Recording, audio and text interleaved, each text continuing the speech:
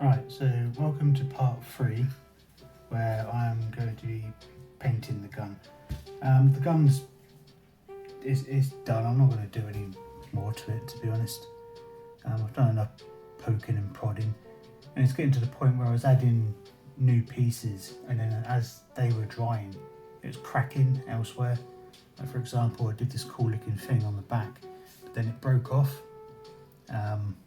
Because the rest of it was dry, and then that broke off and other things were cracking, and in there for example started to split open. So I've tucked in a little bit of white acrylic paint and it's kind of gone hard, and I've just used that as filler really. I wouldn't say it quite looks like my sculpting skills aren't exactly amazing because I don't do this a lot, but it's come out alright. And now I'm going to paint it. First I'm going to make a little mixing palette, a nice professional one. Done. And so at the end of the gun I want to make look like a bruise. I want to do these bruised areas, like the pieces that are interacted with the most. We're going to have bruises on the handle, trigger, the barrel. I've got a reference photo up on Google. Trying to remember how do you make purple. Pretty sure it's blue and red.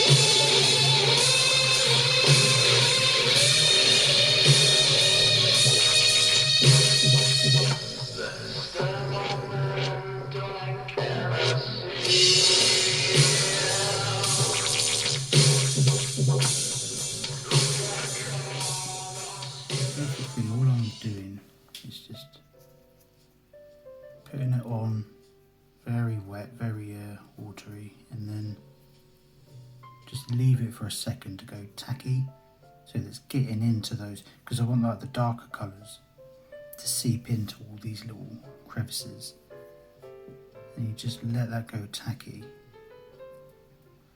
blow on it a little bit.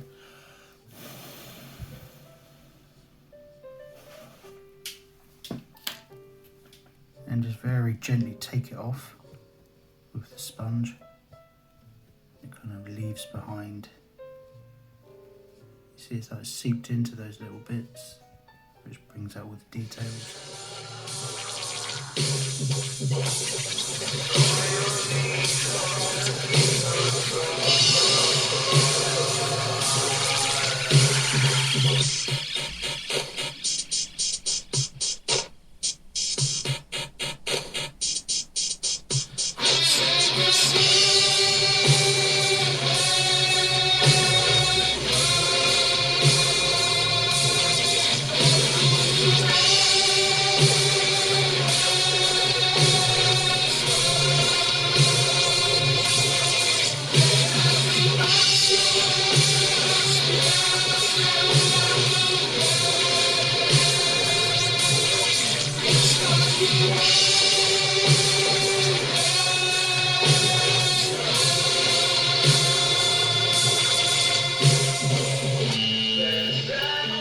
Right, so it's coming along nicely, but it's got more of a sort of rotten, smelly look to it that wasn't really what I was going for. I've tried to lighten it up towards the back, like here, but it should be right.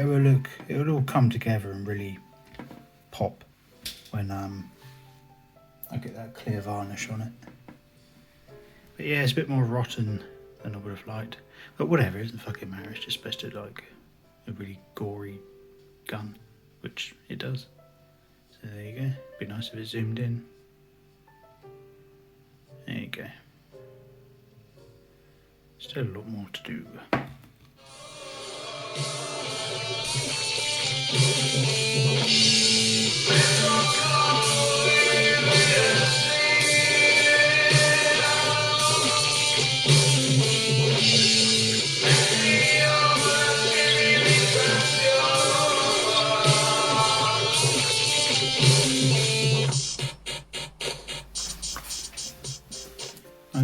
still enjoying this, but I'd be lying if I said it wasn't getting a little bit long-winded.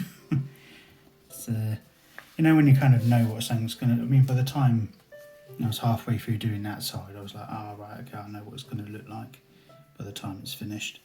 And now I've got to do all that side as well, and it's just a bit... Now I'm having the trouble as well of little bits like that. I mean, it's been fun. I have enjoyed doing it. I do feel like, in a sense, that I've kind of got it out of my system. I mean, I might change my mind once it's been sprayed and all that, and it's looking all shiny and whatnot. I think I've been doing this technically, I think, for like the last 4 days. That first gun that didn't work properly, you know, burnt in the oven. And then making this one, doing it in stages, blah blah blah. I'm definitely going to be, I'm being more slapdash with the paint job on this side because I kind of realise I can be. Looking at the other side, it all just kind of merged into a sort of big messy colour. Basically, I'm not being as picky about where I put the colour. I'm just putting a lot of watery paint on it and then wiping it off. Because it all sort of falls into place anyway. I do like doing this. It's good how it just comes to life. Right, does it look like the other side yet?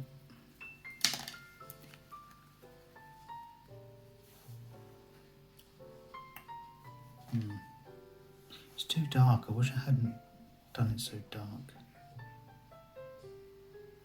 It's a wee tad bit annoying.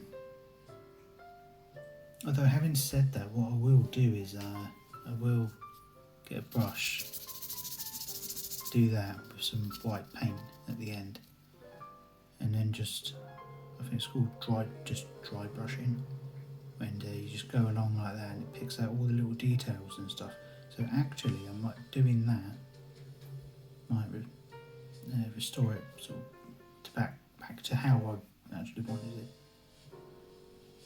And that's piqued my interest again now. And my fingers are stuck to the other side, which means I'll probably just pull away some of the paint.